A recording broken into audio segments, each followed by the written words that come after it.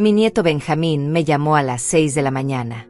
El teléfono vibró contra la mesita de noche con esa insistencia que solo traen las malas noticias o las buenas sorpresas. Abrí los ojos despacio, todavía envuelta en esa niebla espesa del sueño, y vi su nombre iluminado en la pantalla. Benjamín. Mi nieto. El hijo de mi hijo que ya no está. Contesté con el corazón acelerado, porque a esa hora, nada bueno suele venir. Su voz sonaba distinta. Temblorosa. Rota. Como si hubiera estado llorando o como si estuviera conteniendo algo demasiado grande para sus 16 años. Abuela, dijo, no uses tu vestido rojo hoy. Por favor. Le pregunté por qué, pero él apenas respiró hondo antes de responder. Lo entenderás pronto. Y colgó. Así. Sin explicaciones. Sin despedirse. Me quedé ahí, sentada en la cama, con el teléfono todavía caliente en la mano, sintiendo como algo helado me recorría la espalda. Intenté devolverle la llamada. 1 vez. 2. 3. Nada. Buzón de voz. Mensaje tras mensaje. Benjamín, contéstame. Estoy preocupada. ¿Qué pasa? Dime algo. Pero el silencio del otro lado era peor que cualquier respuesta. Me levanté. Las piernas me temblaban. No por la edad, aunque tengo 64 años y a veces las rodillas me recuerdan cada invierno que pasó. No. Temblaban por miedo. Por esa sensación que todas las madres y abuelas conocemos cuando algo anda mal con nuestros hijos, aunque no sepamos exactamente qué. Caminé hasta el armario. Abrí las puertas despacio, como si dentro pudiera estar escondida la respuesta. Y ahí estaba. Mi vestido rojo. Colgado en el centro, impecable, recién lavado. Era mi favorito. El que usaba para ir al centro, para mis citas médicas, para sentirme viva todavía. Rojo como las amapolas que crecían en el jardín de mi madre. Rojo como la vida que todavía late dentro de mí. Extendí la mano para tomarlo, pero me detuve. Las palabras de Benjamín resonaban en mi cabeza como una campana de alarma. No uses tu vestido rojo hoy. Había algo en su tono. Algo que no era capricho de adolescente ni broma de mal gusto. Era advertencia. Era miedo real. Retrocedí. Cerré el armario. Y por primera vez en años, obedecí sin entender. Me puse un suéter gris. Unos pantalones negros. Ropa que me hacía invisible. Ropa que cualquier mujer de mi edad usaría sin llamar la atención. Mientras me vestía, miré por la ventana. El cielo estaba bajo, cubierto de nubes grises que amenazaban lluvia. Las calles todavía vacías. El barrio dormido. Todo parecía normal. Pero yo sabía que no lo era. Bajé a la cocina. Puse agua a hervir para el té. Mis manos se movían solas, siguiendo la rutina de 30 años. Pero mi mente estaba en otra parte. En Benjamín. En esa llamada. En el vestido rojo que quedó colgado en el armario como una advertencia que todavía no comprendía. Pensé en llamar a Patricia, mi nuera. Ella vivía con Benjamín desde que mi hijo murió hace 3 años. Un accidente de auto. Una noche de lluvia. Una curva mal tomada. Y de repente, mi mundo se partió en 2. Antes de esa noche. Y después. Patricia se quedó viuda a los 35. Yo perdí a mi único hijo. Y Benjamín perdió a su padre. Pero algo había cambiado en Patricia después del funeral. Se volvió distante. Fría. Como si el dolor la hubiera convertido en alguien que yo ya no reconocía. Dejó de visitarme. Dejó de contestar mis llamadas. Y cuando lo hacía, sus respuestas eran cortas, vacías, como si yo fuera una obligación y no familia. Benjamín era distinto. Él venía a verme cada semana. Me traía flores. Me contaba de la escuela. Me abrazaba con esa fuerza que solo tienen los que todavía creen que los abrazos pueden salvar vidas. Y tal vez puedan. Pero esta mañana, su voz no era la misma. Había algo roto en ella. Algo que me decía que lo que fuera que estuviera pasando, era más grande que él. Más grande que yo. Más peligroso de lo que podía imaginar. Miré el reloj. Las 7:15. Tenía cita con el médico a las 10. En el centro. Tendría que tomar el tren de las 9:30. El mismo tren que tomaba cada mes desde hacía años. La misma ruta. La misma estación. La misma vida predecible que construí después de que mi esposo muriera hace 3 años. Vivir sola te enseña cosas. Te enseña a escuchar el silencio. A confiar en tu instinto. A reconocer cuando algo no encaja. Y esa mañana, nada encajaba. Tomé mi bolso. Verifiqué que llevara todo. Cartera. Llaves. Teléfono. Documentos médicos. Todo en su lugar. Todo normal. Pero cuando estaba por salir, volví a mirar hacia la escalera. Hacia el piso de arriba. Hacia el armario donde el vestido rojo colgaba todavía, esperando. Y fue entonces cuando lo supe. Horas después, cuando viera lo que estaba a punto de ver, cuando mi sangre se helara y mi mundo se derrumbara otra vez, entendería por qué mi nieto me había llamado llorando a las 6 de la mañana. Entendería por qué su voz temblaba. Por qué me rogó que no usara ese vestido. Pero en ese momento, cerrando la puerta de mi casa, caminando hacia la estación con el cielo gris sobre mi cabeza, todavía no lo sabía. Todavía creía que el peligro era algo lejano. Algo que les pasaba a otras personas. En otras ciudades. En otras vidas. No sabía que el peligro ya había tocado mi puerta. Que ya estaba dentro de mi familia. Que ya había elegido su víctima. Y que esa víctima debía ser yo. Salí de casa a las 9 en punto. El aire estaba frío, cortante, con ese olor a tierra mojada que anuncia tormenta. Las calles de mi barrio estaban más silenciosas de lo normal. Algunos vecinos sacaban la basura. Una mujer paseaba a su perro. Un hombre lavaba su auto con movimientos lentos, mecánicos. Vida cotidiana. Rutina. Nada fuera de lugar. Caminé las 4 cuadras hasta la estación. Mis pasos resonaban contra el pavimento. Llevaba años haciendo este mismo recorrido. Conocía cada grieta de la acera. Cada árbol. Cada casa. Este barrio había sido mi hogar durante más de 30 años. Aquí crié a mi hijo. Aquí envejecí junto a mi esposo.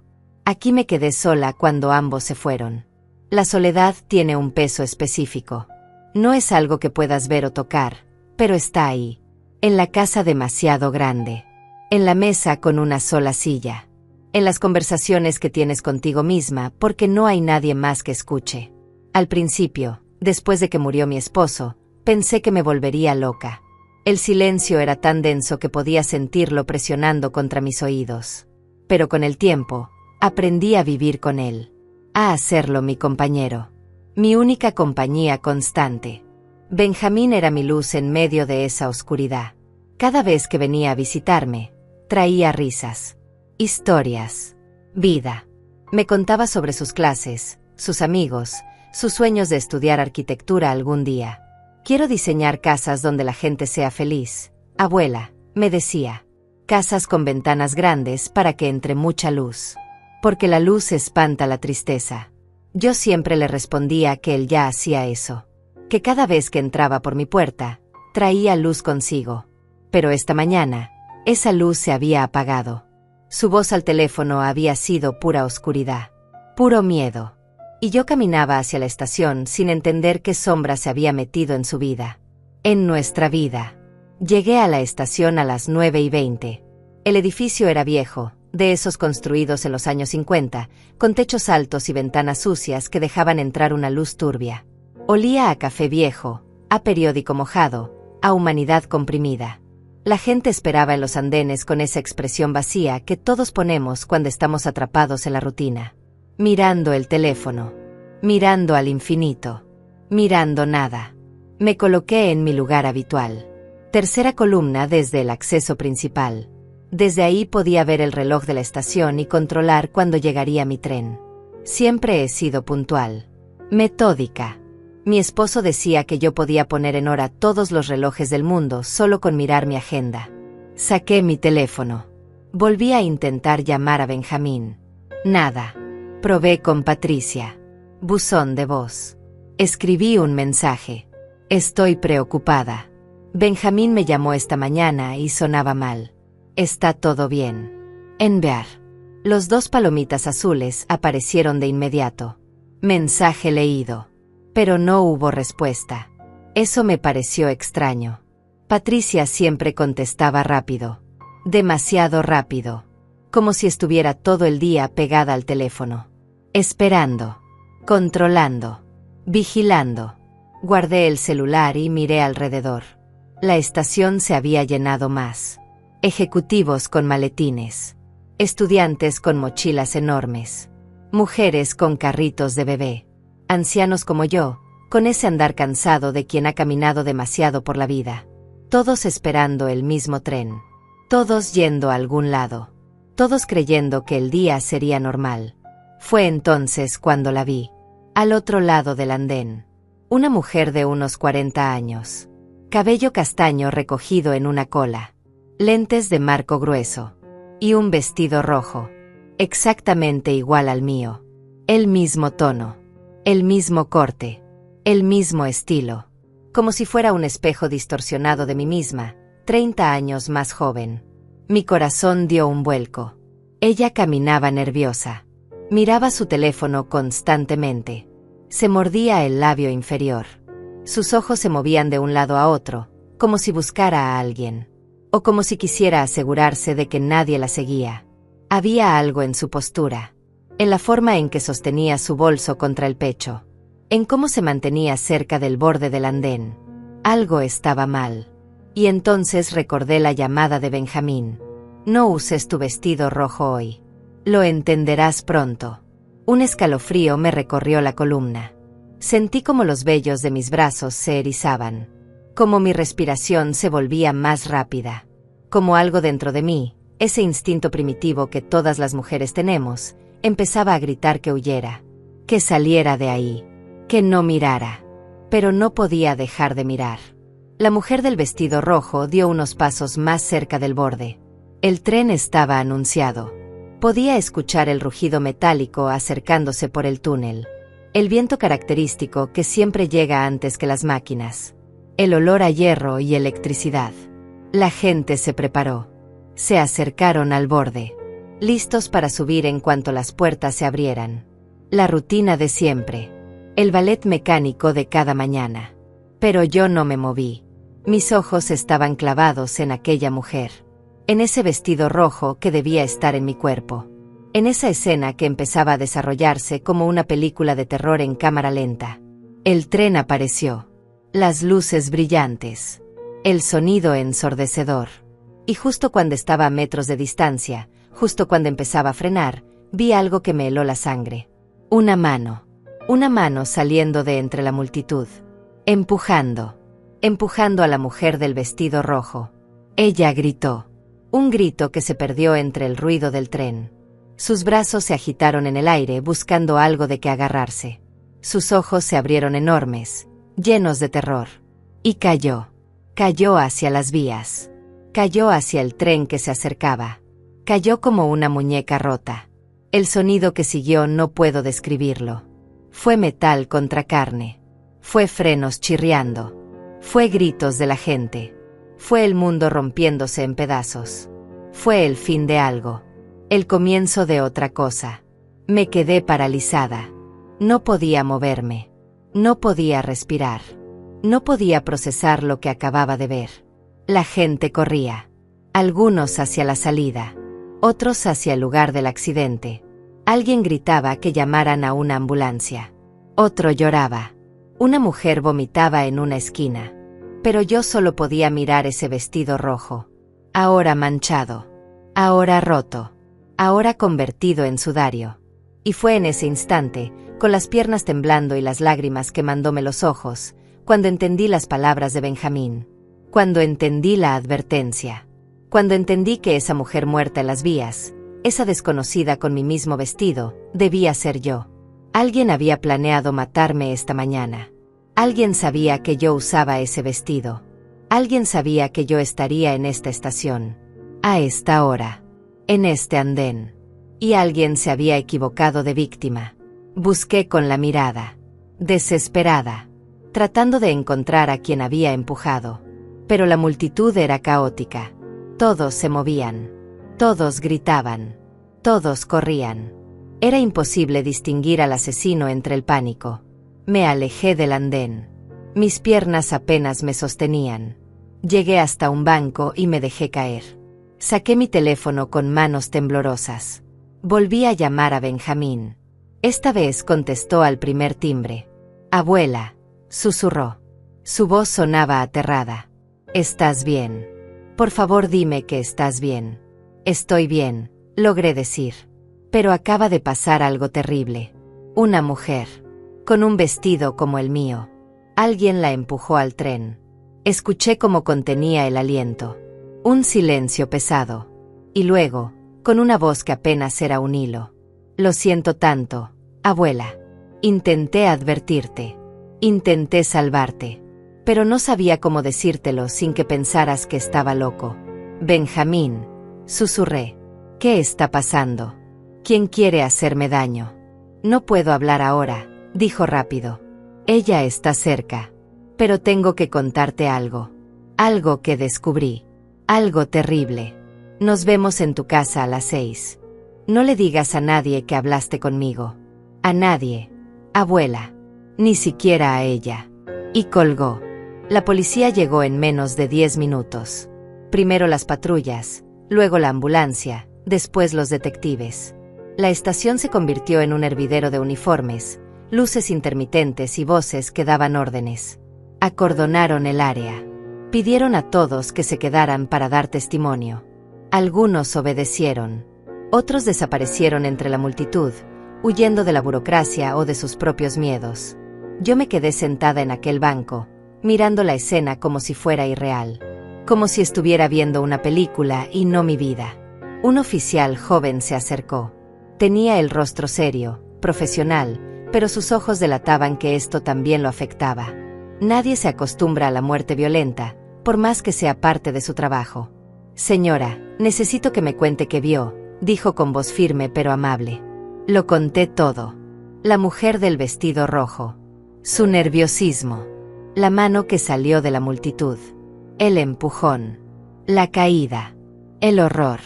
Hablé con voz mecánica, como si estuviera leyendo un guión que alguien más había escrito. Porque así se sentía. Como si esta no fuera mi historia. Como si yo no debiera estar aquí. «¿Vio quién la empujó?», preguntó el oficial mientras anotaba en una pequeña libreta. Negué con la cabeza. Sucedió muy rápido. Había mucha gente. Solo vi la mano. Pero fue intencional. No fue un accidente. Alguien la empujó deliberadamente. El oficial asintió. Revisaremos las cámaras de seguridad. Necesito sus datos de contacto por si tenemos más preguntas. Le di mi nombre, mi dirección, mi teléfono. Él lo anotó todo y me dijo que podía irme, pero que debía estar disponible para declaraciones adicionales. Me puse de pie. Las piernas todavía me temblaban. Caminé hacia la salida con pasos inseguros, sintiendo como todas las miradas se clavaban en mi espalda. ¿Sabían ellos? ¿Sabían que esa mujer había muerto en mi lugar? Salí de la estación. El aire fresco golpeó mi rostro como una bofetada. Respiré hondo. Una vez. 2 veces. 3 veces. Tratando de llenar mis pulmones. Tratando de volver a sentirme viva. Pero era difícil. Muy difícil. Miré mi reloj. Las 10:15. Había perdido mi cita con el médico. Tendría que reprogramarla. Pero en ese momento, eso era lo que menos importaba. Lo que importaba era llegar a casa. Encerrarme. Esperar a Benjamín. Entender qué demonios estaba pasando. Tomé un taxi. No quería volver a subir a un tren. Tal vez nunca más. El conductor era un hombre mayor, de unos 60 años, con una radio encendida que transmitía noticias. Escuché fragmentos. Accidente en la estación central. Una mujer muerta. Investigan las causas. Piden testigos. Las palabras flotaban en el aire como fantasmas. «¿Usted venía de allá?», preguntó el conductor mirándome por el espejo retrovisor. «Sí», murmuré. «Terrible», dijo moviendo la cabeza. «Este mundo está cada vez más peligroso. Ya no se puede ni salir de casa tranquilo». No respondí. Solo miré por la ventana. Las calles pasaban borrosas. La gente caminaba apurada. Los autos tocaban bocinas. La vida seguía. Como siempre. Como si nada hubiera pasado. Pero para mí, todo había cambiado. En cuestión de segundos, mi realidad se había fragmentado en 1000 pedazos. Llegué a casa 20 minutos después. Pagué al conductor y salí del auto con prisa. Abrí la puerta con manos temblorosas. Entré. Cerré con llave. Pasé el pestillo. La cadena de seguridad. Todas las protecciones que normalmente me parecían exageradas. Hoy no lo eran. Me apoyé contra la puerta. Cerré los ojos. Y por primera vez desde que salí de casa esta mañana, lloré. Lloré por esa mujer desconocida que murió en mi lugar. Lloré por el miedo que sentía. Lloré por la confusión. Lloré por Benjamín y lo que fuera que estuviera pasando. Lloré porque tenía 64 años y estaba cansada. Muy cansada. Cuando pude controlar las lágrimas, subí a mi habitación. Fui directo al armario. Abrí las puertas y ahí estaba. El vestido rojo. Colgado donde lo había dejado esta mañana. Inocente. Hermoso. Mortal. Lo descolgué con cuidado, como si pudiera morderme. Lo sostuve frente a mí. Era solo tela. Solo un vestido. Pero había sido la diferencia entre la vida y la muerte. Si lo hubiera usado, si no hubiera obedecido la advertencia de Benjamín, ahora sería yo quien estuviera en la morgue. Sería mi cuerpo el que estarían identificando. Serían mis huesos rotos. Mi sangre derramada. Mi vida terminada. Dejé caer el vestido en la cama. Me senté a su lado. Y fue entonces cuando empecé a pensar con claridad. A conectar las piezas. A hacer las preguntas correctas. ¿Quién sabía que yo usaba ese vestido? ¿Quién sabía que iba a la estación hoy? ¿Quién tenía razones para querer matarme? La respuesta era obvia y aterradora. Mi familia. Patricia. Ella sabía mi rutina mejor que nadie. Sabía que cada primer martes del mes iba al médico. Sabía que siempre tomaba el tren de las 9:30. Sabía que me gustaba ese vestido rojo. Pero, ¿por qué? ¿Por qué querría Patricia matarme? Éramos familia. Yo era la abuela de su hijo. La madre de su difunto esposo. ¿Qué podía ganar con mi muerte? Y entonces lo recordé. La póliza de seguro. Cuando mi esposo murió, dejó una póliza de vida considerable. $500,000. Yo era la beneficiaria. Y cuando yo muriera, Benjamín heredaría todo. Pero Benjamín era menor de edad.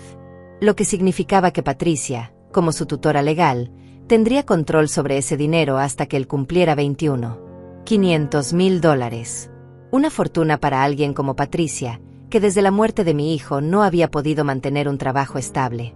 Que vivía de la pensión que le quedó y de los ahorros que se estaban agotando.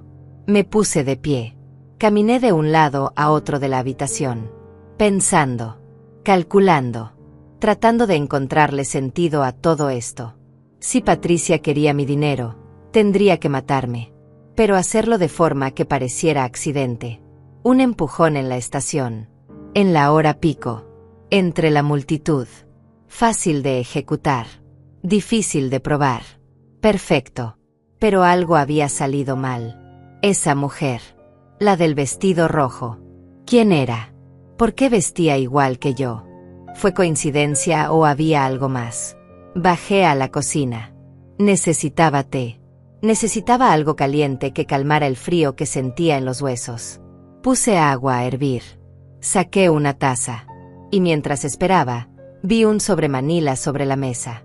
No estaba ahí cuando salí esta mañana. Estaba segura. Lo tomé con cuidado. No tenía remitente. Solo mi nombre escrito con letra que no reconocí. Lo abrí con manos temblorosas. Dentro había fotografías. Muchas fotografías. Patricia con un hombre que no conocía. Los dos entrando a un hotel. Los dos besándose en un auto. Los dos en un restaurante, tomados de la mano. Las fotos tenían fechas. Todas de los últimos 6 meses. Patricia tenía un amante. Seguí revisando. Había más. Documentos. Estados de cuenta. Deudas. Patricia debía más de $100,000. Tarjetas de crédito. Préstamos. Inversiones fallidas. Estaba arruinada. Completamente arruinada. Y en la última página, una nota escrita a mano. Elsa, necesitamos hablar. Lo que Patricia está planeando es peor de lo que imaginas.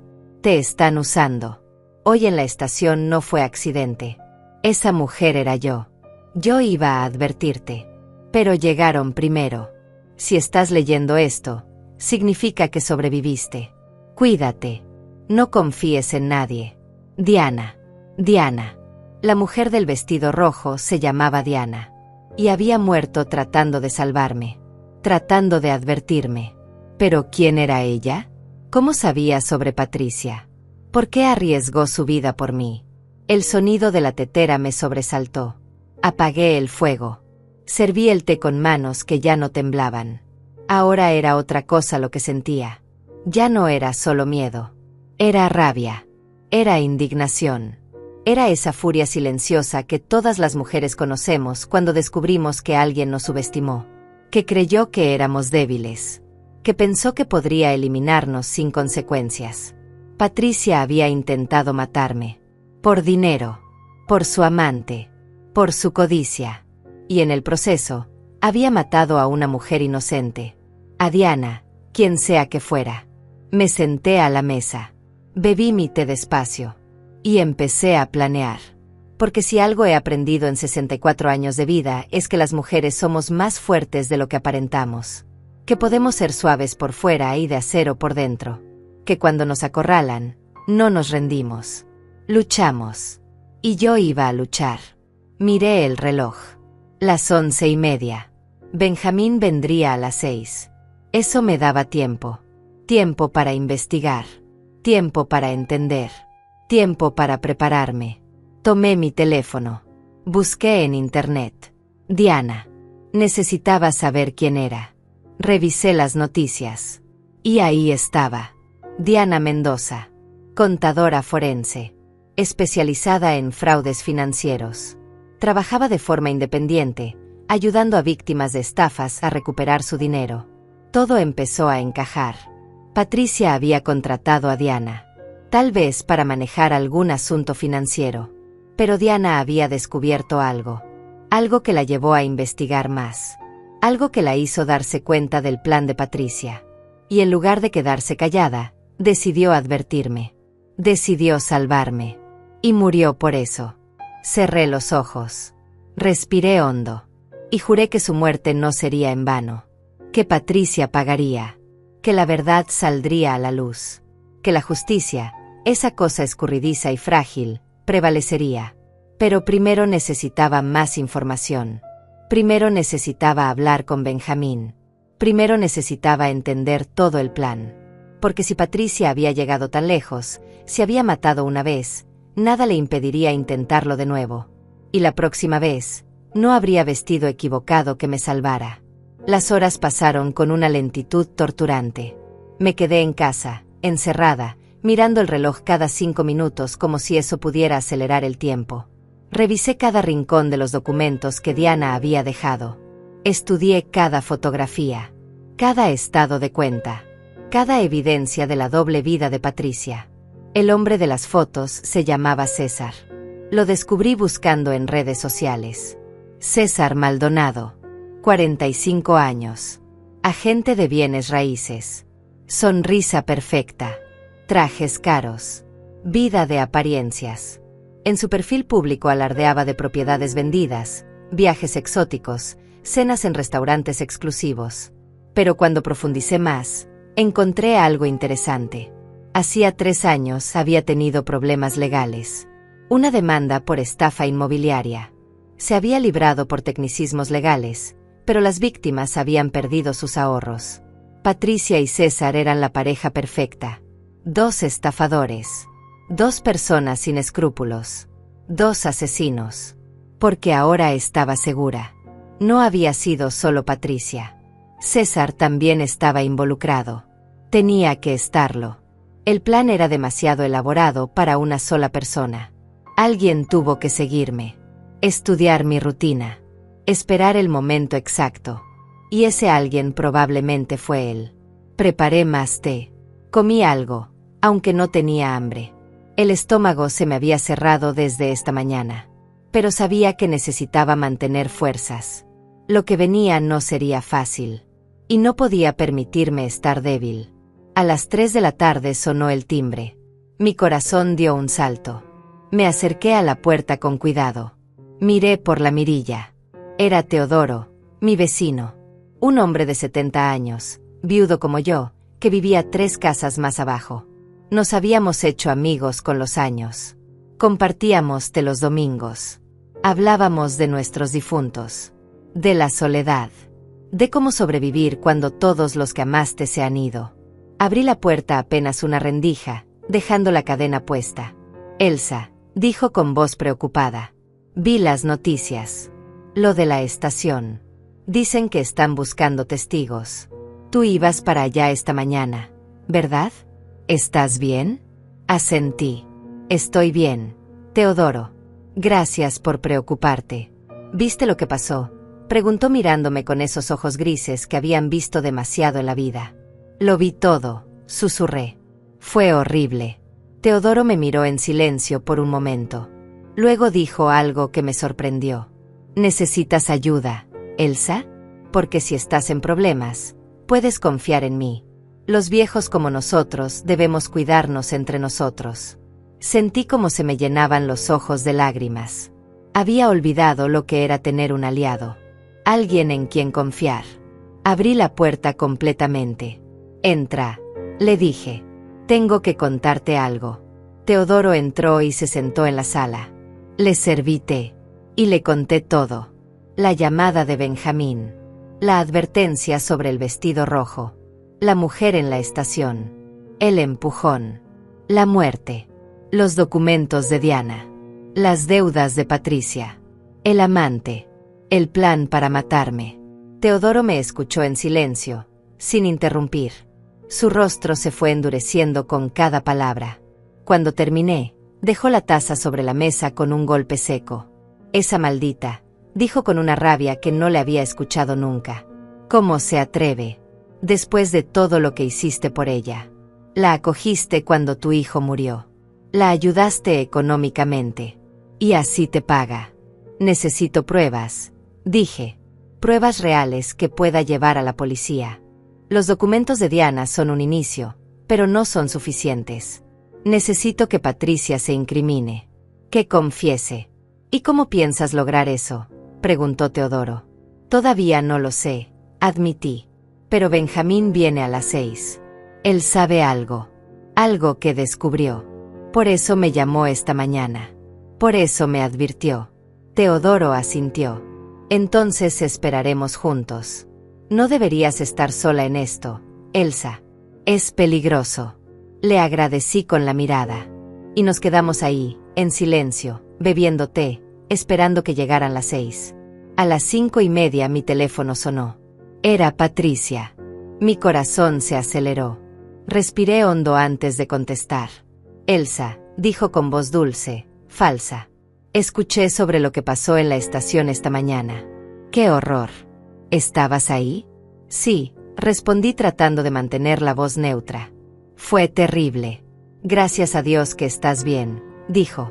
Me preocupé tanto cuando Benjamín me dijo que ibas al médico hoy. ¿Cómo estuvo la cita? Tuve que cancelarla. Mentí. Después de lo que vi, no pude seguir. Me vine directo a casa. Por supuesto, dijo Patricia. ¡Qué experiencia tan traumática! ¿Quieres que vaya a verte? Puedo llevarte algo de comer. No deberías estar sola después de algo así. No es necesario, respondí rápido. Estoy bien. Solo necesito descansar. Hubo una pausa. Un silencio incómodo. Y luego Patricia preguntó algo que me heló la sangre.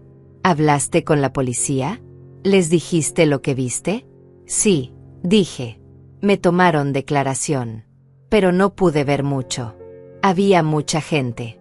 Todo pasó muy rápido. Entiendo, dijo Patricia. Bueno, cuídate mucho. Cualquier cosa que necesites, llámame. Somos familia, Elsa. Siempre estaremos aquí para ti. Gracias, murmuré. Y colgué. Teodoro me miraba con preocupación. Está verificando, dijo. ¿Quieres saber qué viste? ¿Qué dijiste a la policía? Si eres una amenaza. Lo sé, respondí. Por eso tenemos que actuar rápido. Antes de que ella lo haga. A las 6 en punto sonó el timbre. Esta vez era Benjamín. Lo vi por la mirilla y abrí de inmediato. Mi nieto entró como una tormenta. Tenía los ojos rojos, como si hubiera estado llorando. Las manos le temblaban. Se veía más joven de sus 16 años. Asustado. Vulnerable. Me abrazó con fuerza. Pensé que te había perdido, susurró contra mi hombro. Pensé que había llegado tarde. Que no te había salvado. Me salvaste, le dije acariciando su cabello. Tu llamada me salvó la vida, Benjamín. Pero necesito que me cuentes todo.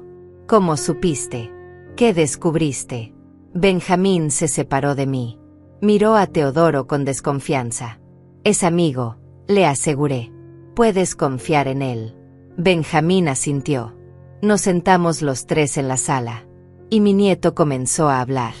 Hace 2 semanas, empezó con voz temblorosa, escuché a mamá hablando por teléfono.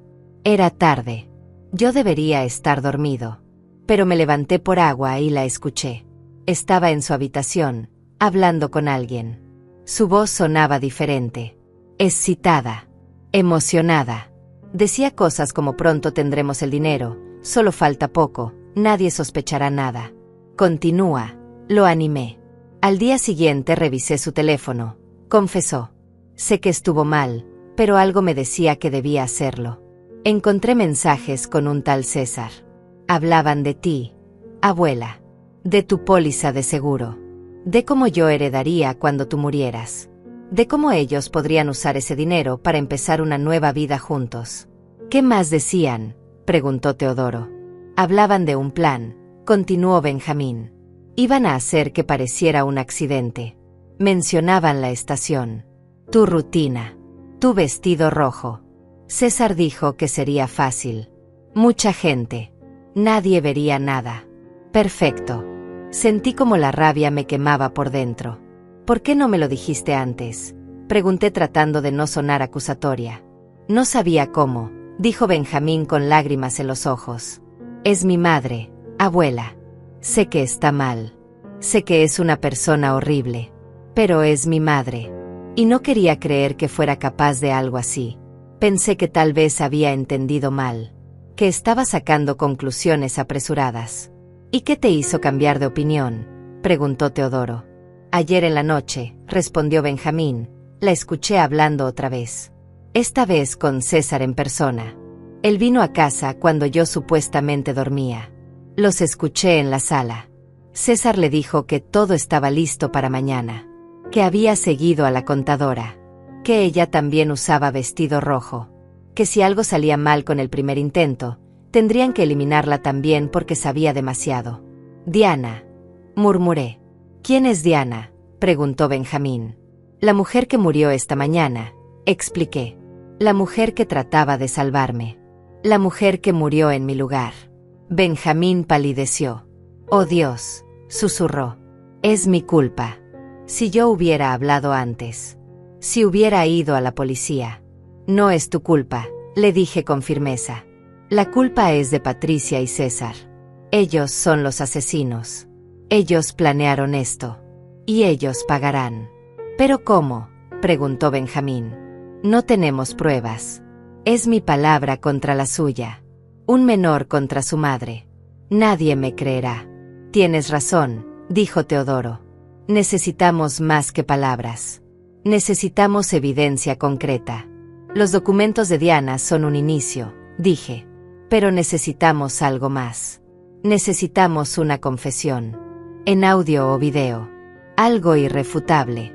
¿Y cómo conseguiremos eso?, preguntó Benjamín. Los miré a ambos.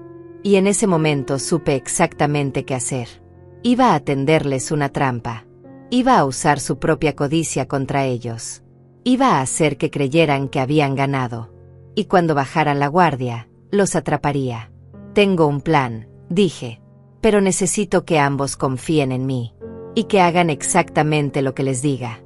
El plan era arriesgado. Peligroso incluso. Pero era la única forma de conseguir la evidencia que necesitábamos. La única manera de hacer que Patricia y César se incriminaran a sí mismos.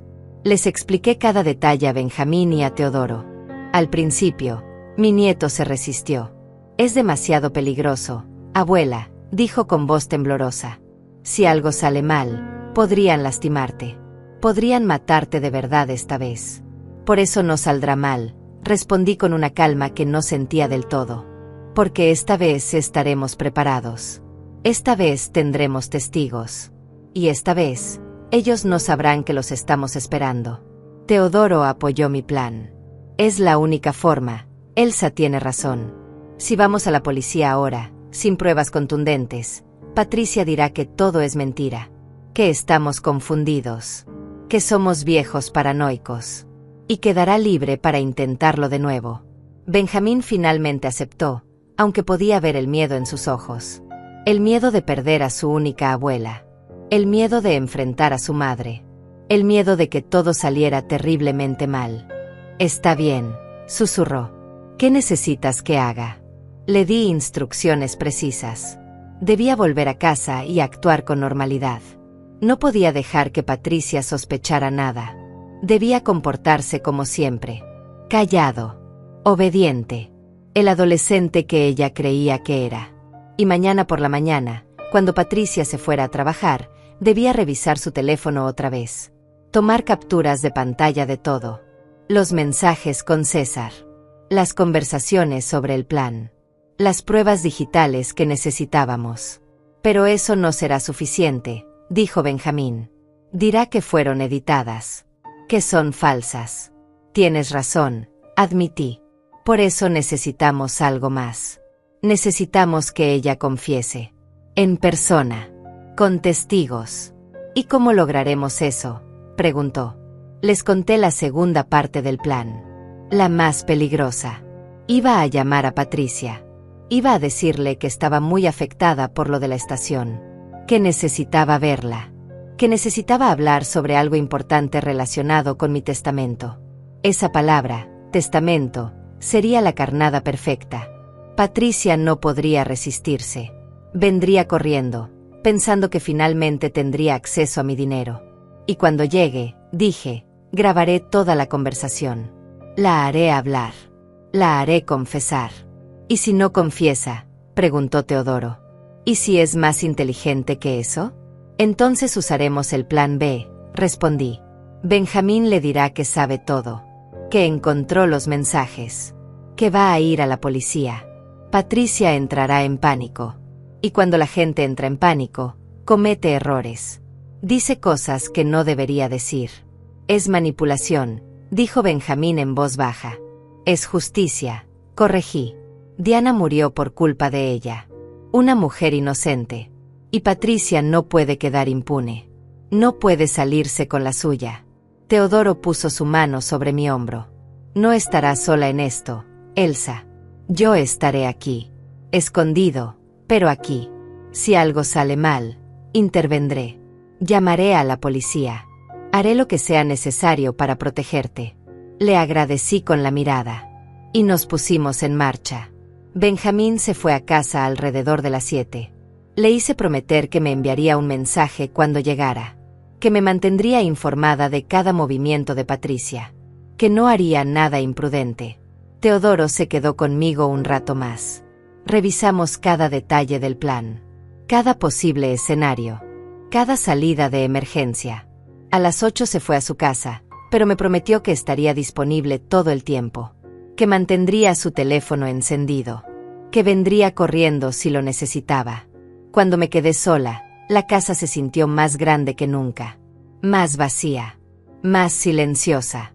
Caminé de habitación en habitación, pensando en todo lo que había pasado en estas paredes. Los cumpleaños. Las navidades. Las risas. Las lágrimas. Mi hijo dando sus primeros pasos en esa sala. Mi esposo leyendo el periódico en ese sillón. Benjamín corriendo por el pasillo cuando era pequeño. Esta casa había sido testigo de toda mi vida. De mis alegrías y mis dolores. Y ahora, estaba a punto de ser testigo de algo más. De mi venganza. De mi lucha. de mi negativa a ser víctima. Me serví una copa de vino. No acostumbraba beber, pero esa noche lo necesitaba. Necesitaba algo que calmara los nervios, que acallara el miedo que amenazaba con paralizarme. Pensé en Diana, en esa mujer que no conocí en vida, pero que dio su vida intentando salvar la mía. ¿Quién era realmente? ¿Tenía familia? ¿Hijos? ¿Alguien que ahora lloraba su ausencia? Busqué en internet otra vez. Encontré más información. Diana Mendoza, 42 años, divorciada, sin hijos. Vivía sola en un apartamento pequeño del centro. Había estudiado contabilidad en la universidad pública. Se había especializado en fraudes financieros después de que su padre perdiera todos sus ahorros en una estafa piramidal. Así que Diana sabía lo que era perder. Sabía lo que era ser víctima. Y había dedicado su vida a evitar que otros sufrieran lo mismo. Era una heroína. Una mujer valiente que no se quedó callada cuando descubrió el mal. Que no miró hacia otro lado. Que actuó. Y murió por eso. Cerré la laptop. Terminé mi copa de vino. Y tomé una decisión. No permitiría que la muerte de Diana fuera en vano. Haría que su sacrificio significara algo. Llevaría a Patricia y a César ante la justicia. No importaba lo que me costara. A las 9 recibí un mensaje de Benjamín. Ya estoy en casa. Mamá está actuando normal. Me preguntó si había ido a verte. Le dije que sí. Que estabas bien, pero un poco afectada por lo de la estación. Ella sonrió. Abuela, me dio escalofríos verla sonreír así. Como si estuviera feliz de que estuvieras traumatizada. Respondí rápido. Estás haciendo bien. Sigue actuando normal. Mañana comenzamos. Mañana, respondió. Y luego agregó. Te quiero, abuela. Por favor, ten cuidado. Te quiero también, escribí. Todo saldrá bien. Confía en mí. Esa noche casi no dormí. Me quedé despierta pensando en cada detalle. En cada palabra que le diría a Patricia. En cómo la provocaría para que confesara. Tenía que ser sutil. Inteligente. No podía asustarla. Tenía que hacer que se sintiera segura. Confiada. Victoriosa. A las 3 de la mañana finalmente me quedé dormida. Pero mis sueños estuvieron llenos de trenes, vestidos rojos y manos empujando desde las sombras.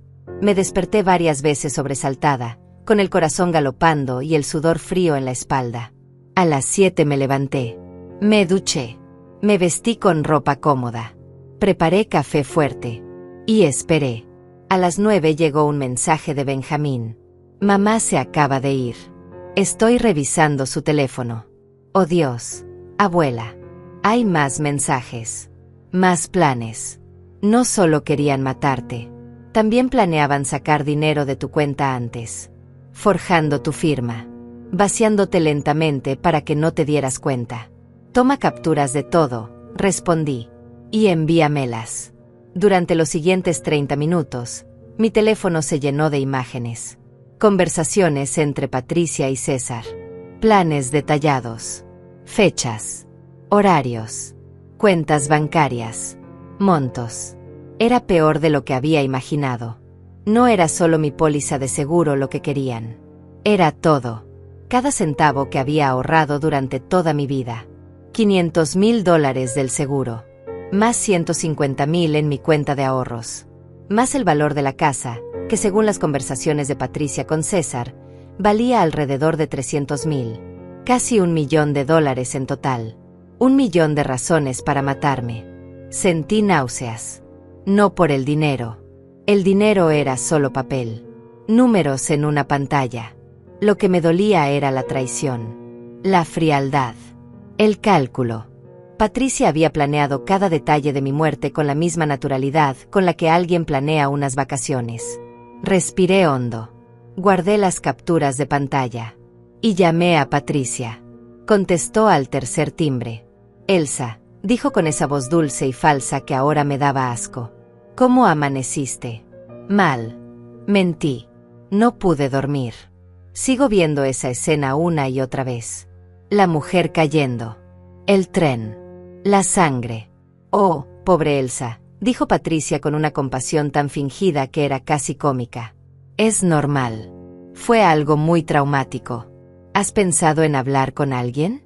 ¿Un terapeuta? Tal vez, dije. Pero ahora necesito hablar contigo. Sobre algo importante.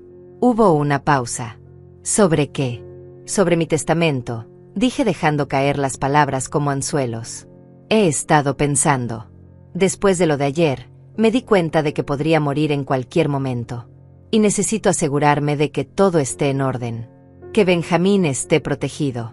Que tú estés protegida. Pude sentir cómo se le aceleraba el pulso del otro lado de la línea. Por supuesto, dijo tratando de sonar casual. ¿Cuándo quieres que hablemos? Hoy, respondí. Esta tarde. ¿Puedes venir a las 5? Perfecto, dijo Patricia. Ahí estaré. Y Elsa, gracias por pensar en nosotros. Eres una gran mujer. Una gran abuela. Nos vemos a las 5, dije y colgué. Me quedé mirando el teléfono. Las manos me temblaban. No de miedo. De rabia. Esa mujer había asesinado a Diana. Había planeado asesinarme. Y ahora venía a mi casa pensando que finalmente conseguiría lo que quería. Pero yo tenía otros planes. Planes que incluían justicia, verdad y venganza. Llamé a Teodoro. Le conté sobre la cita con Patricia. Él me prometió que estaría en mi casa a las 4:30, que se escondería en el cuarto de invitados del segundo piso, que grabaría todo desde ahí como respaldo, y que si algo salía mal, intervendría inmediatamente. Luego llamé a Benjamín. Le dije que no viniera, que era demasiado peligroso, que me enfrentaría a Patricia yo sola. Él protestó, pero finalmente aceptó. Solo prométeme que llamarás a la policía si ella admite algo, dijo. Prométeme que no te arriesgarás más de lo necesario. Te lo prometo. Mentí, porque sabía que iba a arriesgarme, que iba a empujar a Patricia hasta el límite, que iba a hacer lo que fuera necesario para que confesara. Las horas pasaron lentamente. Preparé té. Revisé mi grabadora de voz. Me aseguré de que estuviera cargada y funcionando. La escondí en el bolsillo de mi suéter. Luego coloqué mi teléfono en modo de grabación también, oculto entre los cojines del sofá. A las 4:30 llegó Teodoro. Subió al cuarto de invitados sin hacer ruido. Yo me quedé abajo, esperando. Mi corazón latía tan fuerte que podía escucharlo en mis oídos. A las 5 en punto sonó el timbre. Patricia había llegado. Y la trampa estaba lista. Abrí la puerta con manos sorprendentemente firmes. Patricia estaba ahí, sonriendo. Llevaba un vestido elegante, maquillaje perfecto, el cabello recogido en un moño impecable. Se veía radiante, feliz, como si no cargara con el peso de un asesinato sobre sus hombros. Elsa, dijo abrazándome con una calidez que me hizo estremecer. Me dio 2 besos en las mejillas. Su perfume era dulce, empalagoso, como veneno envuelto en flores. Pasa, dije haciéndome a un lado. Entró mirando alrededor, como siempre hacía, evaluando, calculando. Sus ojos se posaron en los cuadros, en los muebles, en cada objeto de valor. Yo sabía lo que estaba pensando. ¿Cuánto vale esto? ¿Cuánto podré sacar por aquello? Todo es mío. Pronto todo será mío. ¿Quieres té? Pregunté con voz amable. Por favor, respondió sentándose en el sofá, justo donde yo había colocado el teléfono grabando entre los cojines. Perfecto. Fui a la cocina. Preparé el té con manos tranquilas. Respiré hondo. Este era el momento. No podía fallar. Volví a la sala con 2 tazas humeantes. Le entregué una a Patricia y me senté frente a ella. Gracias por venir, dije. Por supuesto, respondió soplando su té. Somos familia, Elsa. Siempre estaré aquí para ti, especialmente después de lo que pasó ayer. Debe haber sido horrible. Lo fue, dije dejando que mi voz se quebrara un poco. Ver morir a esa mujer, tan cerca. Podría haber sido yo. No digas eso, dijo Patricia con falsa preocupación. Tú estás bien. Estás a salvo. Por ahora, murmuré. Pero a mi edad, Uno nunca sabe cuándo será el último día. Por eso quise hablar contigo. Sobre el futuro. Sobre Benjamín. Los ojos de Patricia brillaron. Cuéntame. He estado pensando en hacer cambios en mi testamento, dije observando su reacción. Quiero asegurarme de que si me pasa algo, Benjamín esté bien cuidado. Que tenga todo lo que necesita. Eso es muy sensato, dijo Patricia inclinándose hacia adelante. ¿Qué tipo de cambios estás considerando? Bueno, empecé. Tengo la póliza de seguro. $500,000. Y mis ahorros.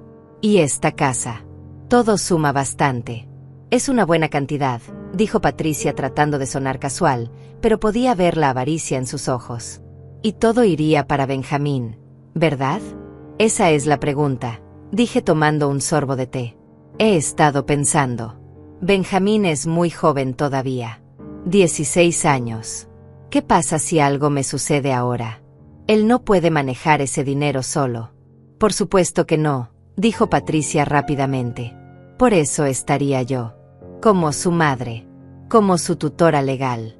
Yo administraría todo hasta que tenga edad suficiente. Exacto, dije asintiendo. Tú tendrías control total sobre su herencia. Sobre mi dinero. Bueno, técnicamente sería su dinero, corrigió Patricia. Pero sí, yo lo administraría. Lo invertiría sabiamente. Me aseguraría de que le dure. Que tenga un buen futuro. ¿Y tú? Pregunté mirándola directamente. ¿Qué sacarías tú de todo esto? Patricia parpadeó. ¿Qué quieres decir? Eres su madre, dije. Has criado a Benjamín sola desde que mi hijo murió. Has trabajado duro. Has sacrificado mucho. ¿No crees que mereces algo también? ¿Algo para ti? Vi cómo sus hombros se relajaban. Ah, dijo sonriendo. Bueno, supongo que sería justo. Quiero decir, criar a un hijo cuesta dinero. Y tiempo.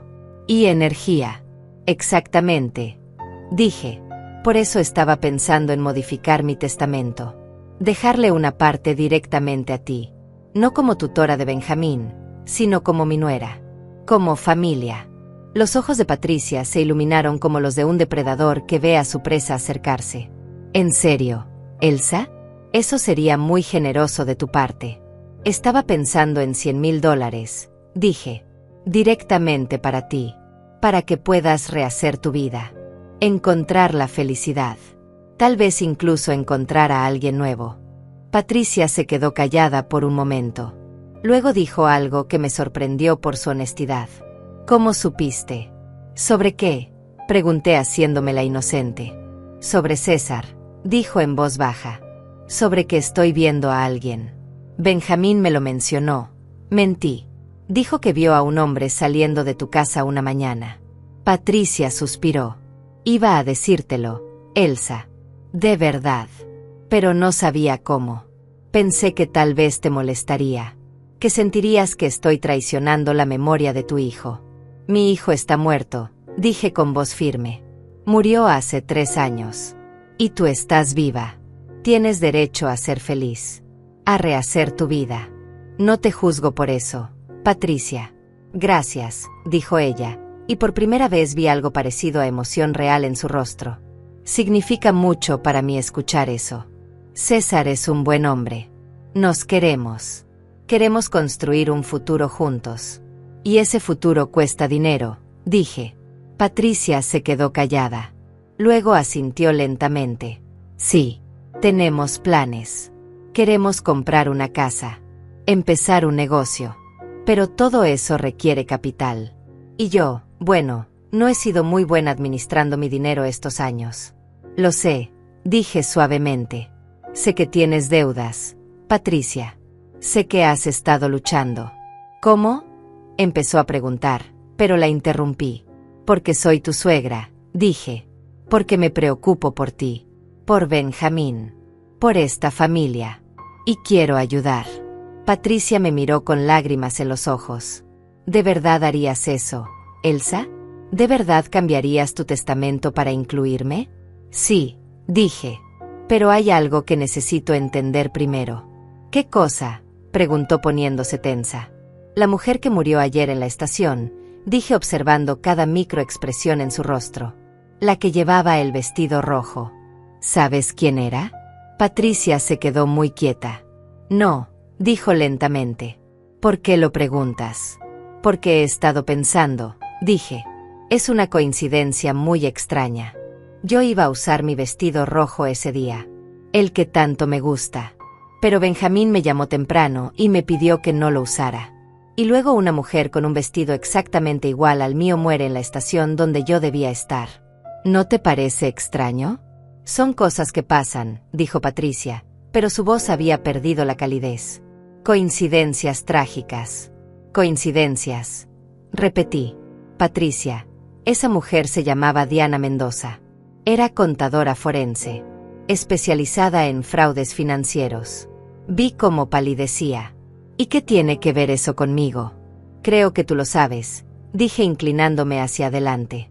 Creo que Diana estaba investigándote. Creo que descubrió algo que no debía descubrir. Y creo que alguien quiso silenciarla. Estás diciendo locuras, Elsa, dijo Patricia poniéndose de pie. El trauma de ayer te tiene confundida. Deberías descansar. Siéntate, Patricia, dije con voz firme. No hemos terminado. No voy a escuchar más de esto, dijo dirigiéndose a la puerta. Tengo los mensajes. Solté. Los mensajes entre tú y César. Planeando mi muerte. Planeando robar mi dinero. Todo. Patricia se congeló. Se dio vuelta lentamente.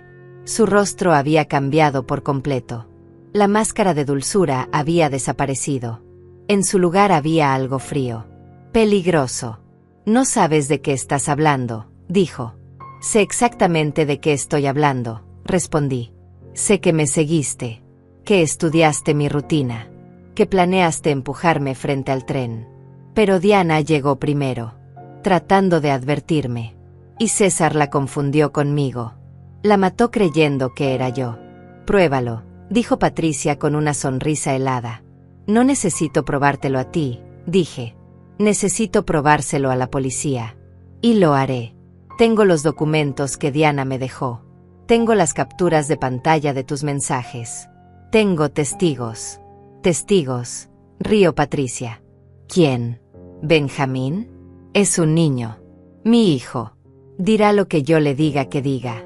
Benjamín ya no te tiene miedo, dije. Ya no está bajo tu control. Patricia dio un paso hacia mí. Su expresión era ahora completamente diferente. Amenazante.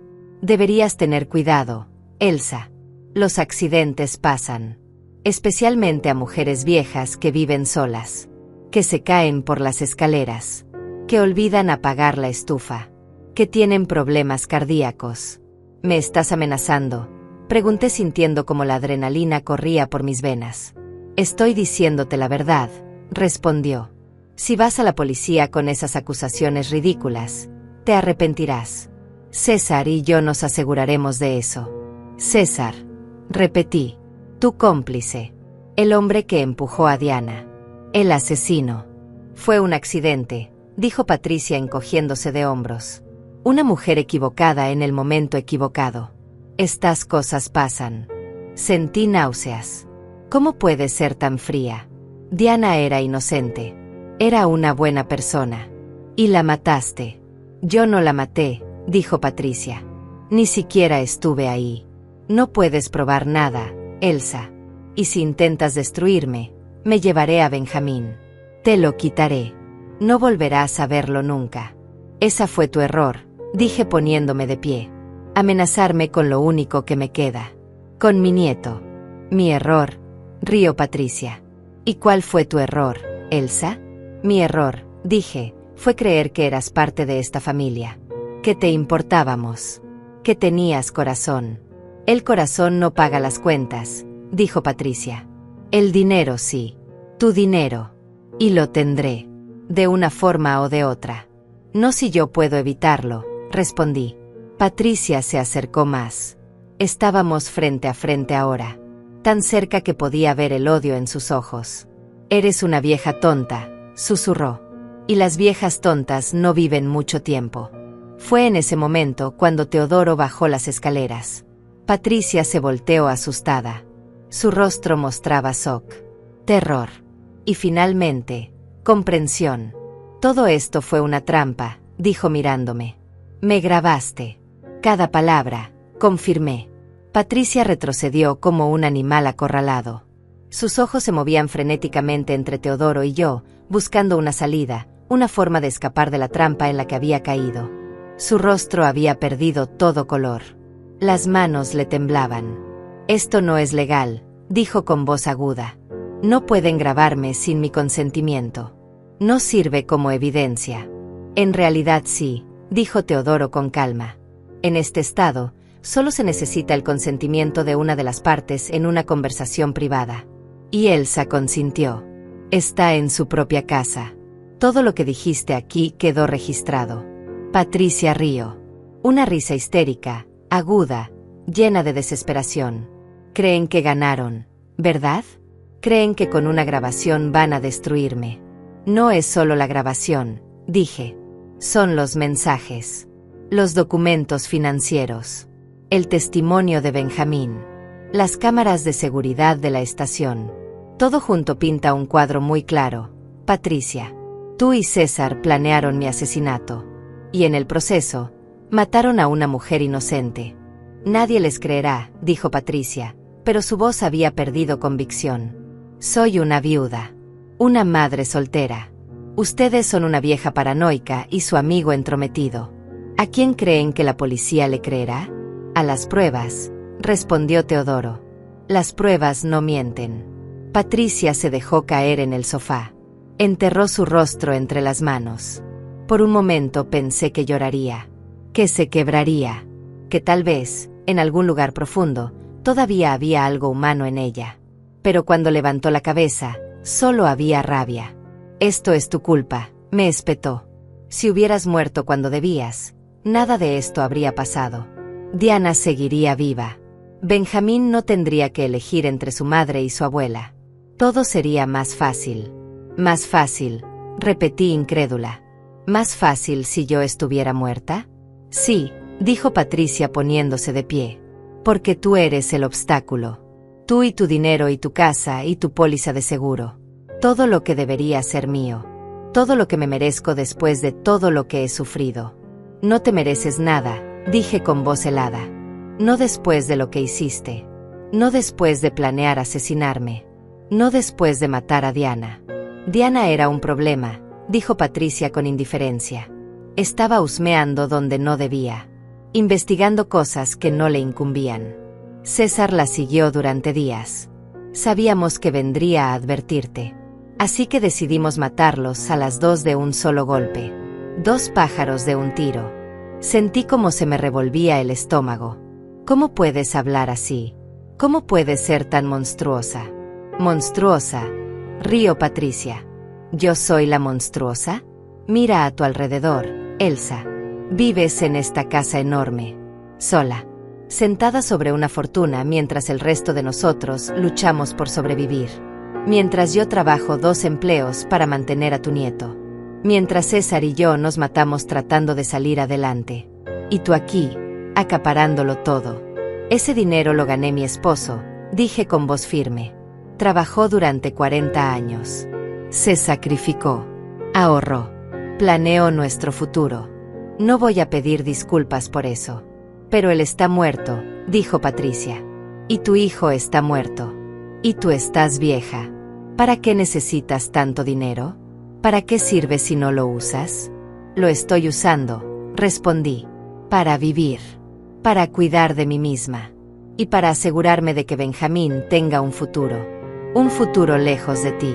No puedes alejarlo de mí, gritó Patricia. Soy su madre. La ley está de mi lado. La ley está del lado de la justicia, dijo Teodoro. Y cuando presentemos estas grabaciones a la policía, cuando muestre los mensajes y las pruebas, perderás la custodia de Benjamín. Irás a prisión. Por asesinato. Por conspiración. Por intento de asesinato. Patricia se quedó callada por un largo momento. Luego, su expresión cambió. Se suavizó. Las lágrimas comenzaron a rodar por sus mejillas. Lo siento, susurró. Lo siento mucho. No sé qué me pasó. El estrés. Las deudas. César. Él me convenció. Me dijo que sería fácil, que nadie sospecharía. Yo no quería hacerlo. De verdad que no. No te creo, dije. Ni una palabra. Es verdad, sollozó Patricia. Estaba desesperada. César me presionaba. Decía que si no conseguíamos dinero pronto, me dejaría. Y yo no podía perderlo. No podía quedarme sola otra vez. Así que decidiste matarme, dije sin emoción. Esa fue tu solución. No lo planeé yo, dijo Patricia. Fue César. Él tuvo la idea. Él investigó tu rutina. Él siguió a Diana. Yo solo no lo detuve. Eso te hace igual de culpable, dijo Teodoro. Cómplice de asesinato. Por favor, suplicó Patricia arrodillándose frente a mí. Por favor, Elsa. Piensa en Benjamín. Si me meten a la prisión, ¿qué será de él? Se quedará solo. Sin madre. Sin familia. Me tiene a mí, dije. Y eso es más de lo que tú le has dado en años. No puedes quitármelo, lloró Patricia. Es mi hijo. Mi bebé. Lo amo. Si lo amaras, dije inclinándome hacia ella, no habrías planeado asesinar a su abuela. No lo habrías puesto en esa posición. No lo habrías forzado a elegir entre el bien y el mal. Patricia se limpió las lágrimas. Su expresión cambió de nuevo. De súplica a cálculo. ¿Qué quieres?, preguntó. Debe haber algo que quieras. Dinero. Puedo conseguir dinero. César tiene contactos. Podemos pagarte. Lo que sea. No quiero tu dinero, dije. Quiero justicia. Para Diana. Para mí. Para Benjamín. Justicia, escupió Patricia. La justicia no existe. Solo existe el poder. Y quien tiene el dinero tiene el poder. Entonces no has aprendido nada, dije con tristeza. Después de todo esto, ¿todavía crees que el dinero es lo único que importa? ¿Y qué más importa?, preguntó Patricia poniéndose de pie. ¿El amor? ¿La familia? Esas son solo palabras bonitas que la gente dice. Al final, todos hacemos lo que sea necesario para sobrevivir. Tú no estabas sobreviviendo, dije. Estabas siendo codiciosa. Hay una diferencia. Patricia me miró con odio puro. Vas a arrepentirte de esto, dijo. César no se quedará quieto. Cuando sepa que fracasé, vendrá por ti. Y la próxima vez no habrá advertencias. No habrá vestidos equivocados. Solo muerte. Eso es otra amenaza, dijo Teodoro sacando su teléfono. Creo que ya tenemos suficiente. Voy a llamar a la policía. No, dijo Patricia con pánico.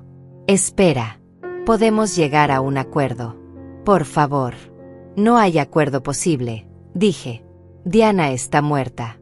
Nada puede cambiar eso. Y tú vas a pagar por lo que hiciste. Teodoro marcó el número.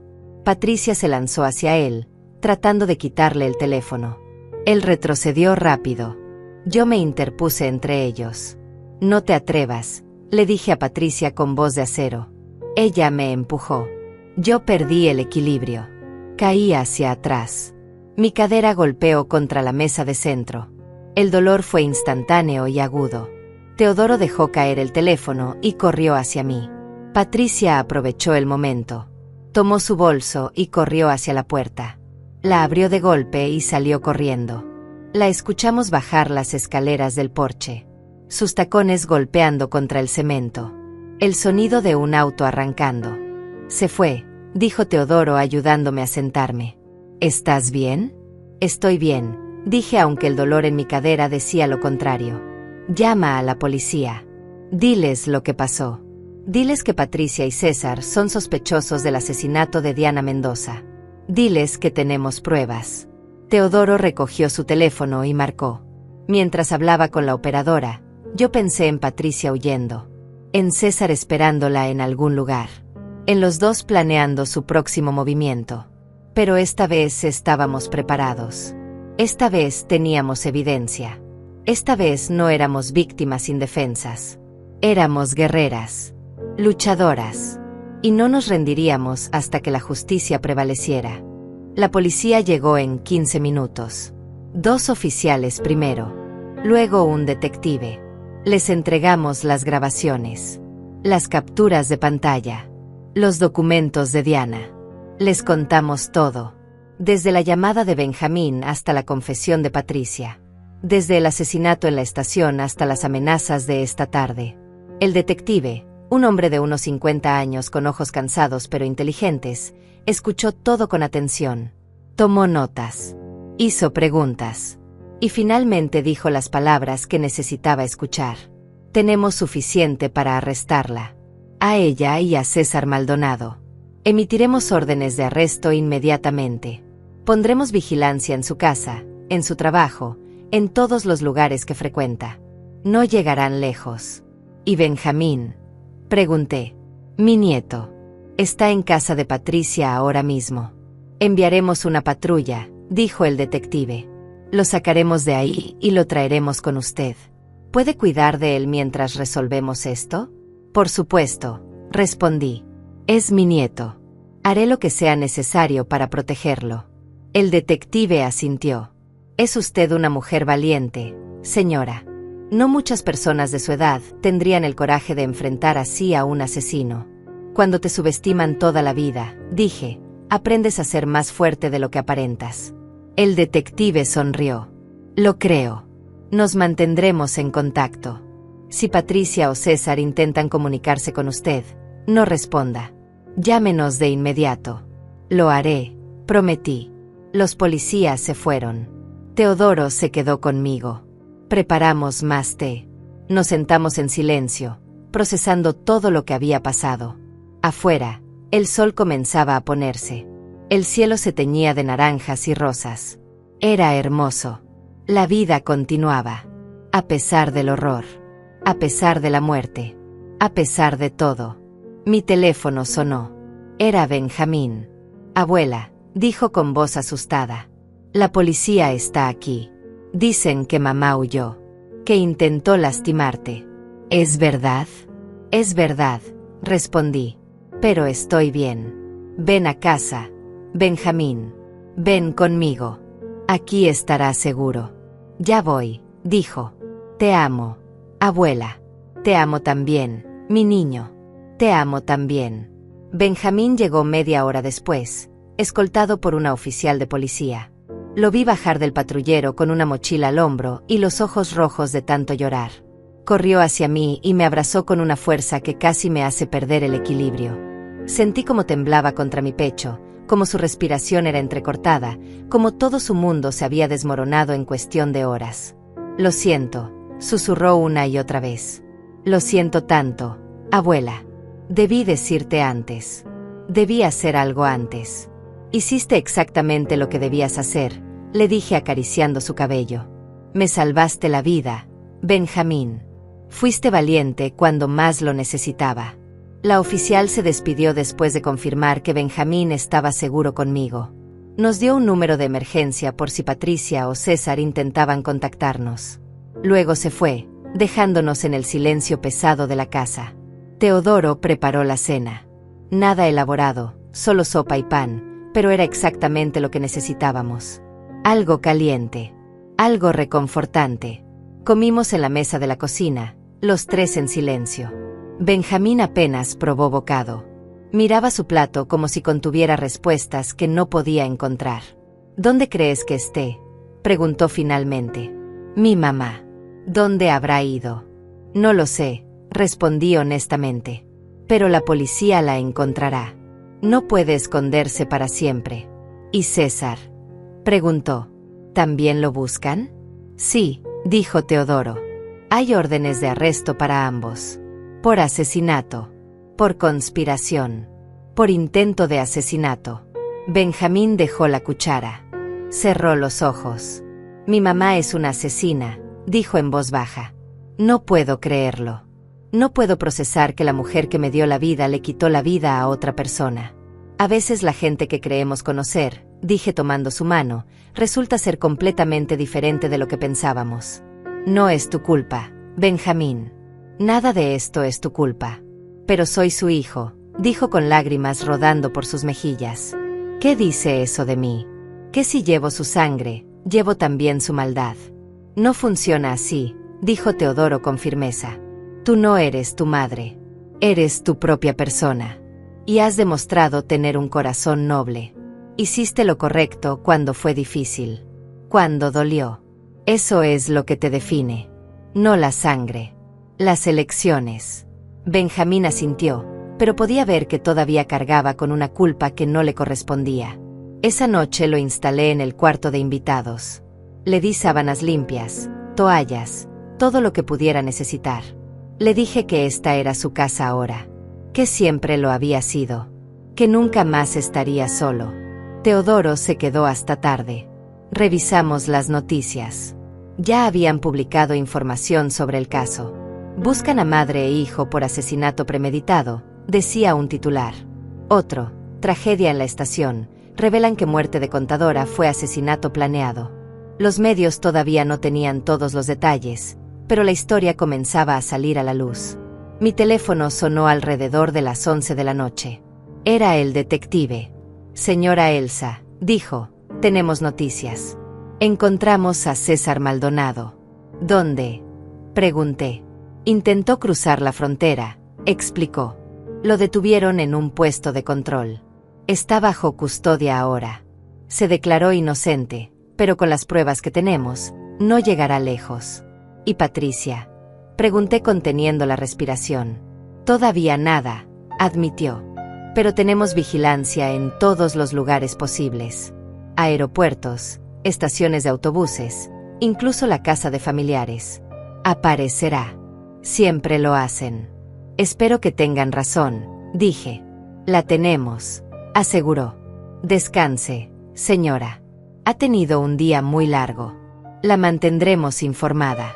Colgué y le conté a Teodoro. Él pareció aliviado.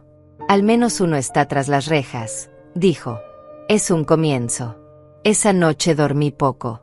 Cada ruido me sobresaltaba. Cada crujido de la casa me hacía pensar que Patricia había regresado, que venía a terminar lo que había empezado. Revisé las cerraduras 3 veces. Las ventanas. La puerta trasera. Todo estaba asegurado, pero el miedo no se iba.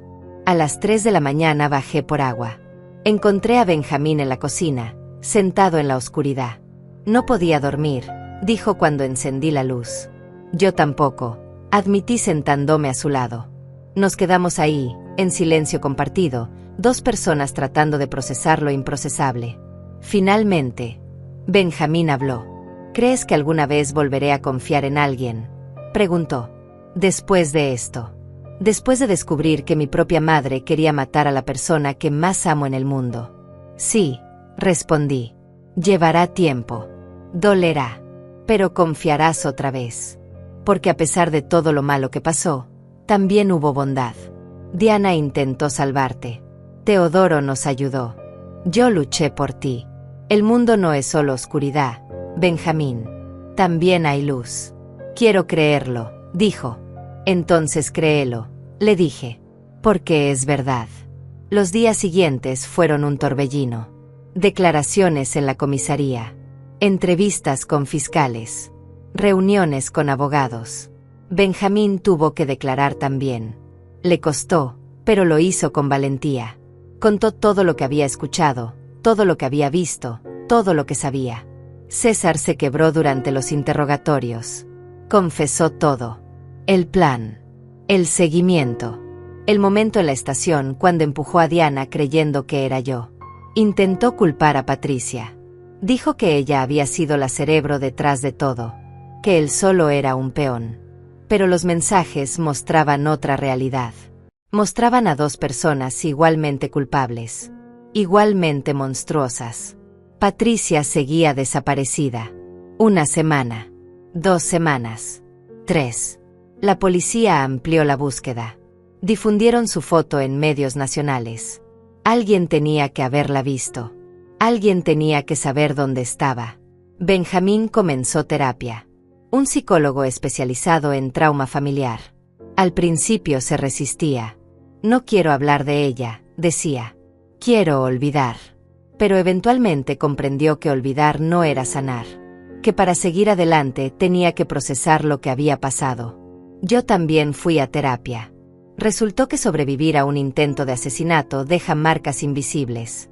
Pesadillas, ansiedad, miedo a salir de casa, miedo a confiar, miedo a vivir.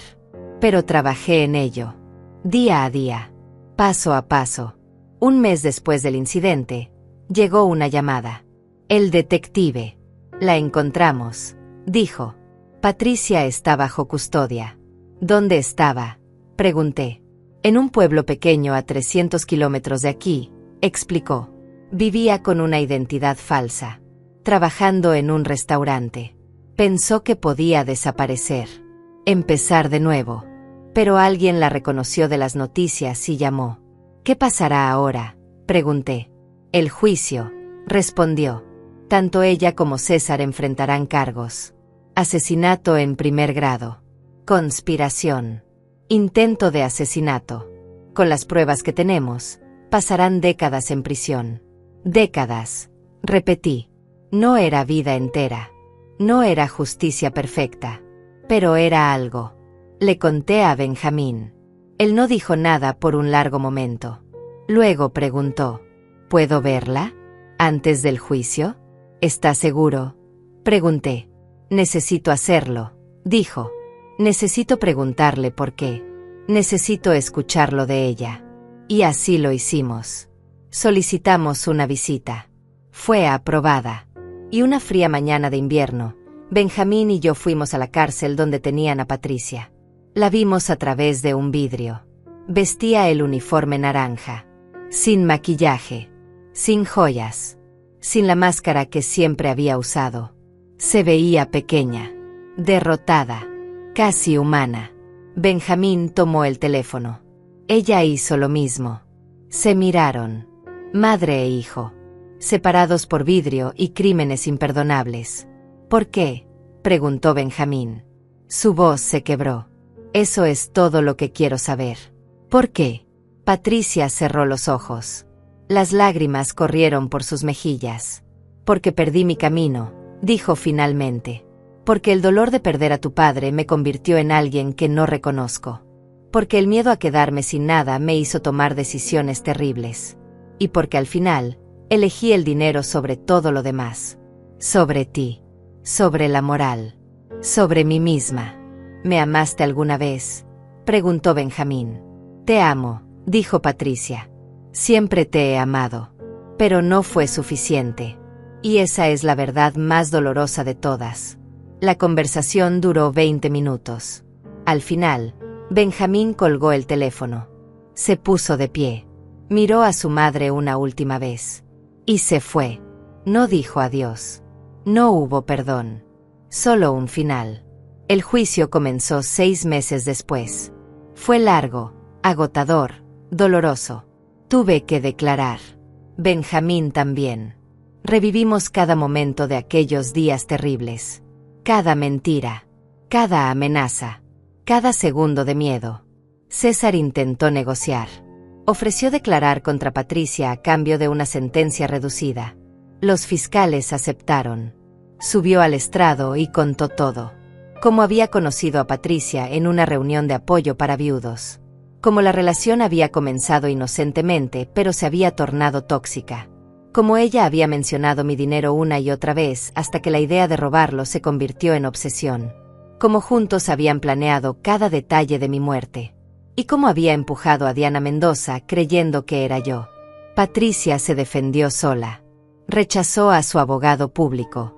Dijo que nadie podía contar su historia mejor que ella misma. Fue un error. Habló demasiado.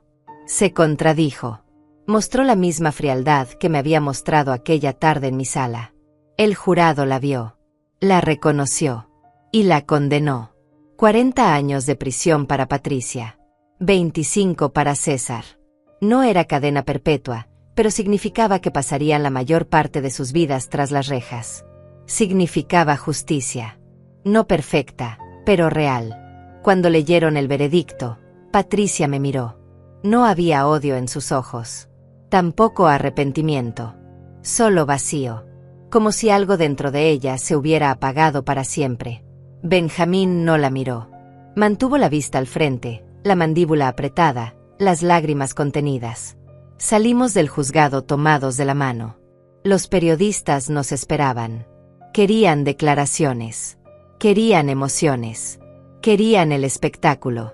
Pero yo solo dije una cosa. Esto es por Diana Mendoza. Una mujer valiente que murió tratando de hacer lo correcto. Que su memoria sea una bendición. Los meses que siguieron fueron de sanación. Benjamín se mudó oficialmente conmigo. Convertimos el cuarto de invitados en su habitación. Pintamos las paredes del color que él eligió. Compramos muebles nuevos. Libros. Una computadora para sus estudios. Llenamos ese espacio de vida. De esperanza. De futuro. Terminó el año escolar con buenas calificaciones. Hizo nuevos amigos. Comenzó a sonreír otra vez. No era la misma sonrisa de antes, llevaba las cicatrices de lo vivido, pero era genuina. Era sanación en progreso. Yo también sané. Las pesadillas disminuyeron. El miedo a salir de casa se fue desvaneciendo poco a poco. Volví a la estación. Fue difícil. Las manos me temblaban. El corazón se me aceleraba. Pero lo hice. Tomé el tren. Llegué a mi destino. Y cuando bajé, sentí algo parecido a la victoria. Teodoro se convirtió en parte permanente de nuestras vidas. Cenaba con nosotros 2 veces por semana. Ayudaba a Benjamín con sus tareas de matemáticas. Me acompañaba a mis citas médicas. Se convirtió en el abuelo que Benjamín necesitaba. En el amigo que yo había perdido hacía años. Usé parte de mi dinero para crear una fundación en nombre de Diana Mendoza. Una organización que ayudaba a víctimas de fraudes financieros, que ofrecía asesoría legal gratuita, que luchaba contra estafadores y aprovechados. Diana había dedicado su vida a proteger a otros. Ahora su legado continuaría. El primer aniversario de su muerte organizamos un memorial. Asistieron sus colegas, personas a quienes había ayudado, desconocidos que habían leído su historia y se habían conmovido. Plantamos un árbol en el parque cercano a la estación. Una placa decía, Diana Mendoza, heroína silenciosa, no será olvidada. Benjamín leyó un poema que había escrito. Hablaba de valentía, de sacrificio, de cómo a veces los ángeles no tienen alas sino vestidos rojos. Lloré escuchándolo. Lloré por Diana, por todo lo que había perdido, por todo lo que había dado.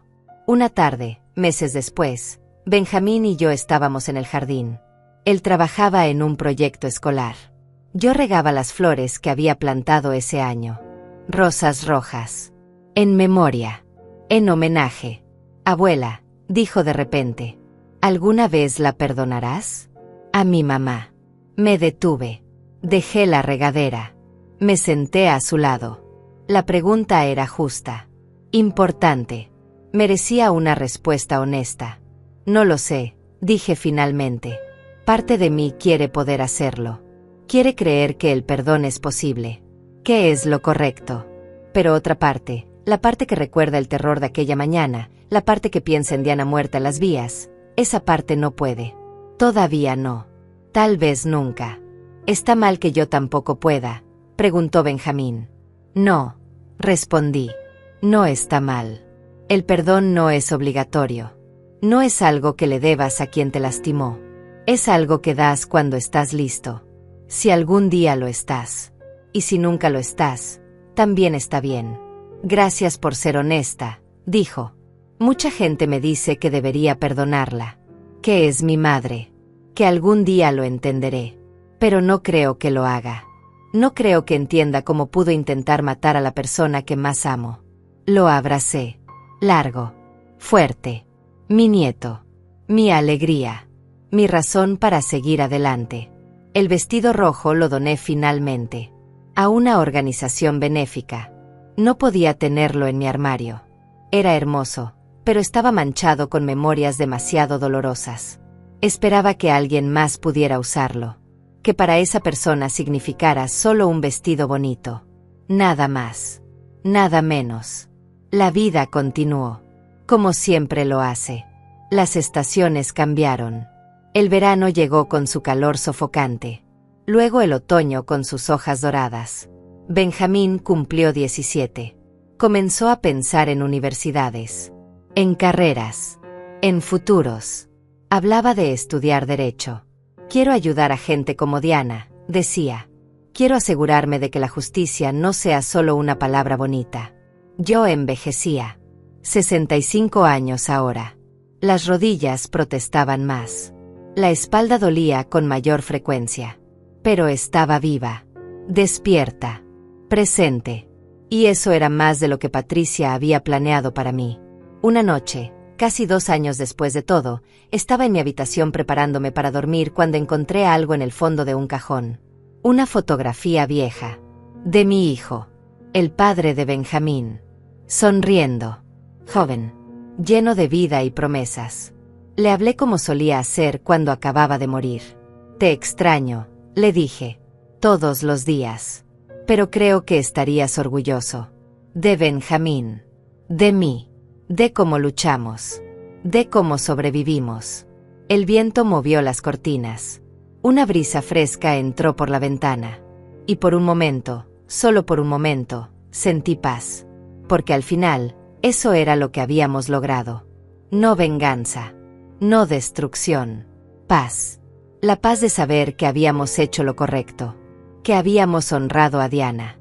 Que habíamos protegido a Benjamín. Que habíamos enfrentado la oscuridad y emergido, cicatrizados pero enteros, del otro lado. Me acosté esa noche pensando en el vestido rojo. En la llamada de Benjamín. En cómo una simple advertencia había salvado mi vida. Y entendí, finalmente, por completo, el porqué de todo. Mi nieto me había llamado a las 6 de la mañana porque me amaba. Porque eligió la verdad sobre la lealtad ciega. Porque fue más valiente que cualquier adulto en esa situación. Y porque, al final, el amor verdadero no es quedarse callado. Es hablar. Es advertir. Es salvar. Cerré los ojos. Y dormí sin pesadillas por primera vez en 2 años. La vida después del horror es posible. Es difícil. Está llena de cicatrices. Pero es posible. Y nosotros éramos la prueba viviente de ello.